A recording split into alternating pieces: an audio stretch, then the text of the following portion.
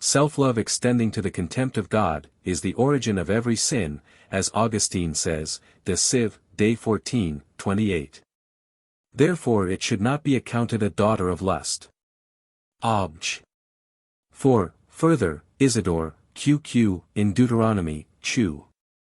16, mentions four, namely, obscene, scurrilous, wanton, and foolish talking. There the aforesaid enumeration would seem to be superfluous. On the contrary, stands the authority of Gregory, Moral. 31, 45. I answer that, when the lower powers are strongly moved towards their objects, the result is that the higher powers are hindered and disordered in their acts.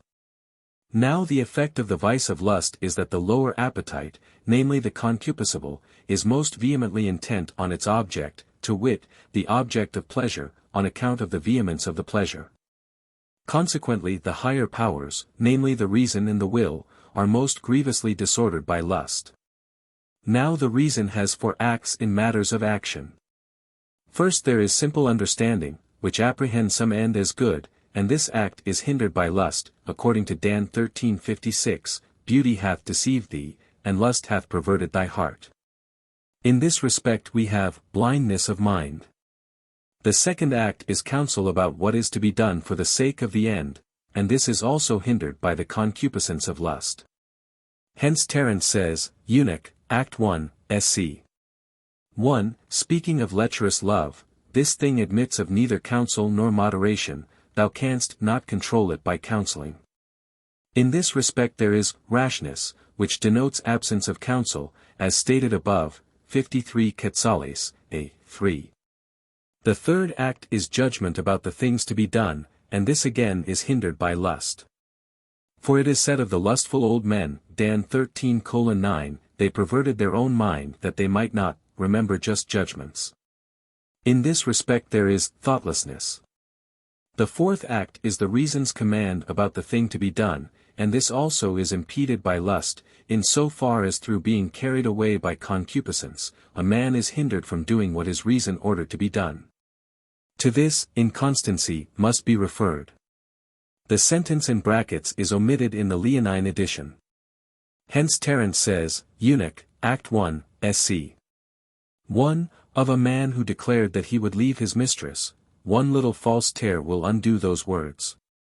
On the part of the will there results a twofold inordinate act. One is the desire for the end, to which we refer self-love, which regards the pleasure which a man desires inordinately, while on the other hand there is hatred of God, by reason of his forbidding the desired pleasure.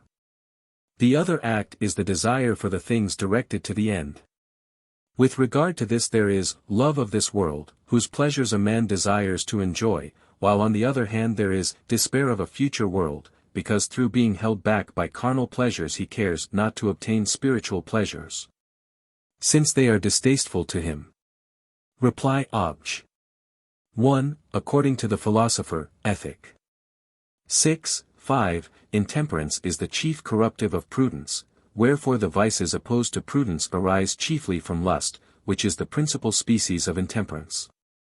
Reply Obj. 2, the constancy which is a part of fortitude regards hardships and objects of fear, but constancy in refraining from pleasures pertains to continence which is a part of temperance, as stated above, 143 Quetzales. Hence the inconstancy which is opposed thereto is to be reckoned a daughter of lust. Nevertheless even the first named inconstancy arises from lust, inasmuch as the latter enfeebles a man's heart and renders it effeminate, according to Ozy 4:11, fornication and wine and drunkenness take away the heart, douay, understanding. Vegetius, 2, says, de re millet. 3, that, the less a man knows of the pleasures of life, the less he fears death. Nor is there any need, as we have repeatedly stated, for the daughters of a capital vice to agree with it in matter, cf 35 Quetzales, a. 4, add 2, 118 Quetzales, a. 8, add 1, 148 Quetzales, a. 6. Reply Obj. 3, self-love in respect of any goods that a man desires for himself is the common origin of all sins. But in the special point of desiring carnal pleasures for oneself,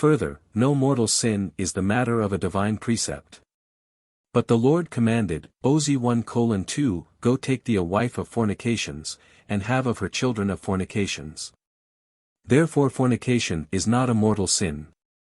Obj. 3. Further, no mortal sin is mentioned in Holy Writ without disapprobation. Yet simple fornication is mentioned without disapprobation by Holy Writ in connection with the patriarchs. Thus we read, Genesis 16 verse 4, that Abraham went into his handmaid Agar, and further on, Gen. 30:5, 9, that Jacob went into Bala and Zelpha the handmaids of his wives, and again, Genesis 38 verse 18, that Judah was with Tamar whom he thought to be a harlot. Therefore simple fornication is not a mortal sin. Obj.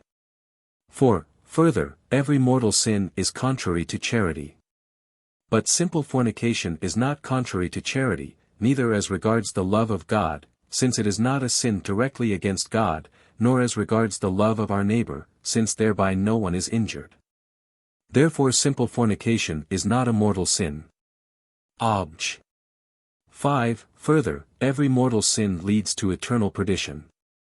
But simple fornication has not this result, because a gloss of Ambrose, the quotation is from the gloss of Peter Lombard, who refers it to Saint Ambrose, whereas it is from Hilary the deacon, on 1 Tim.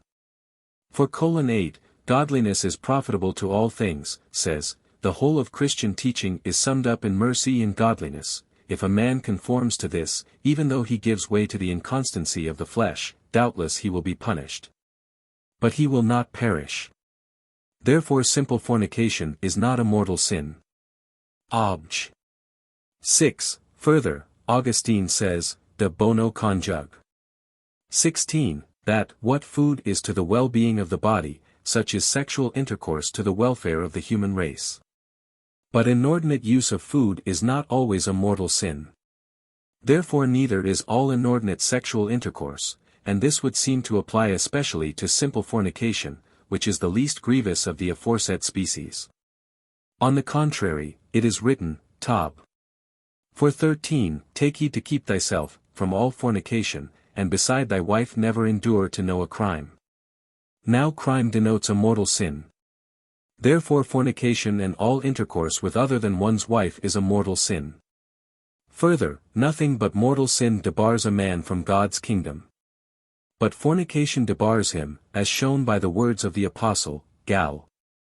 5:21, who after mentioning fornication and certain other vices, adds, They who do such things shall not obtain the kingdom of God. Therefore simple fornication is a mortal sin. Further, it is written in the Decretals, XXI, QUI, can. Predicandum, they should know that the same penance is to be enjoined for perjury as for adultery, fornication, and willful murder and other criminal offenses. Therefore simple fornication is a criminal or mortal sin. I answer that, without any doubt we must hold simple fornication to be a mortal sin, notwithstanding that a gloss, St. Augustine, QQ, in Deuteronomy, QU 37, on DUT.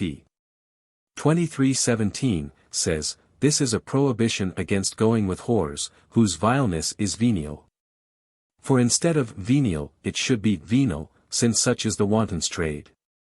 In order to make this evident, we must take note that every sin committed directly against human life is a mortal sin. Now simple fornication implies an inordinateness that tends to injure the life of the offspring to be born of this union. For we find in all animals where the upbringing of the offspring needs care of both male and female, that these come together not indeterminately, but the male with a certain female, whether one or several. Such is the case with all birds, while, on the other hand, among those animals, where the female alone suffices for the offspring's upbringing, the union is indeterminate, as in the case of dogs and like animals. Now it is evident that the upbringing of a human child requires not only the mother's care for his nourishment, but much more the care of his father as guide and guardian, and under whom he progresses in goods both internal and external. Hence human nature rebels against an indeterminate union of the sexes and demands that a man should be united to a determinate woman and should abide with her a long time or even for a whole lifetime. Hence it is that in the human race the male has a natural solicitude for the certainty of offspring, because on him devolves the upbringing of the child, and this certainly would cease if the union of sexes were indeterminate.